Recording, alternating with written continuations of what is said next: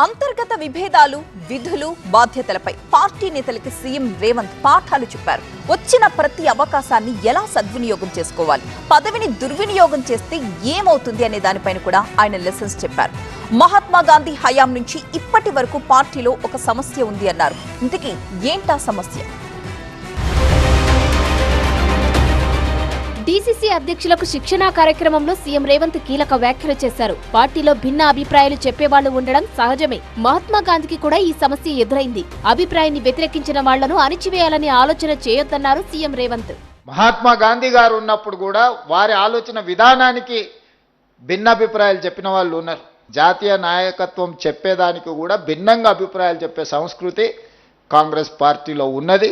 ఇది ప్రజాస్వామ్య స్ఫూర్తిగానే తీసుకోవాలి తప్ప మనల్ని ఏదో వ్యతిరేకిస్తుండ్రు లేకపోతే మనల్ని కాదంటున్నారు కాబట్టి ఇక వాళ్ళని అణిచివేయాలి, వాళ్ళని ఉండకుండా చూడాలి, వాళ్ళని పార్టీలో నుంచి బయటికి తరమాలి అనే ఆలోచన మీరు ఏదైనా చేస్తే మీరు పార్టీకి మేలు చేసేదానికంటే కీడు చేసేది ఎక్కువ అవుతుంది.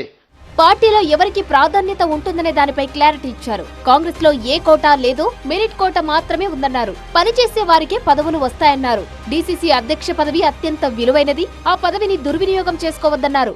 మీకు కూడా మీరు ఏమనుకుంటున్నారంటే మేము ఏం చేసినా ఎవరు చూస్తలేరు, ఎన్నికల ముందల ఎవరో నాయకుడిని పట్టుకుంటే ఆ కోటాలనో ఈ కోటాలనో వస్తుందని. ఇక ఏ కోటాల్లో మెరిట్ కోటా ఒక్కటే ఉంది కాంగ్రెస్ పార్టీలో. మీరు ఆ మెరిట్ కోటాల పాస్ అయితేనే మీకు ఏదైనా అవకాశం వస్తుంది. ఆల్రెడీ ఒక మెరిట్ కోటాలో మీరు జిల్లా పార్టీ అధ్యక్షులు అయినరు. జిల్లా పార్టీ అధ్యక్షులు అవ్వడం అనేది మీకు ఎన్నో డోర్లు ఓపెన్ అయిపోయినాయి.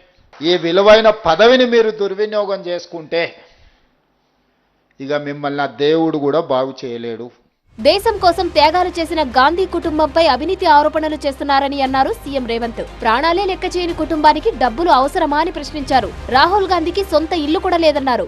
గాంధీ కుటుంబాన్ని అవినీతి ఆరోపణలతో ఈరోజు బీజేపీ అవమానించాలనే ప్రయత్నం చేస్తుంది. పార్లమెంట్ సభ్యత్వం రద్దు చేసినప్పుడు, ఇల్లు ఖాళీ చేయించినప్పుడు రాహుల్ గాంధీ గారికి ఎక్కడికి వెళ్ళి ఉండాలనో అర్థం కాల. చివరికి వాళ్ళ అమ్మ దగ్గరికి 10 జన్పత్లో పోయి ఉన్నాడు. ఇల్లే లేని రాహుల్ గాంధీ గారికి డబ్బులు అవసరమా? 3 తరాలు దేశం కోసం ప్రాణాలు ఇచ్చిన గాంధీ కుటుంబానికి డబ్బులు అవసరం ఉన్నాయా? ప్రాణాలే లెక్క చేయకుండా దేశం కోసం త్యాగం చేసిన వాళ్లకు ఎవరి దగ్గరైనా డబ్బులు తీసుకునే అవసరం ఉందా? ఉన్నత స్థానానికి ఎదగడానికి డీసీసీ అధ్యక్ష పదవి తొలిమెట్టు అన్నారు. పైరవీలు చేయకుండా నిజాయితీగా పనిచేస్తే గుర్తింపు దానంతట అదే వస్తుందన్నారు. మీకు గౌరవం ఎప్పుడు వస్తుంది అనంటే నా అనుభవంతో చెప్తున్నా, పైరవీలు చేయకపోతే వస్తుంది. అంశాల పట్ల స్పష్టంగా మీరు మాట్లాడితే మీ గౌరవం మీకు నిలబడుతుంది. మీరు చిన్న చిన్న పైరవీలు వెనకాల తిరిగినారు అనుకో, మీరు జిల్లా పార్టీ అధ్యక్షులుగా కాకుండా పైరవకారులుగా మీకు ఎప్పుడైతే ముద్ర పడుతుందో అప్పుడు మీరు అందరికీ చులుకాన లోకు అవుతారు.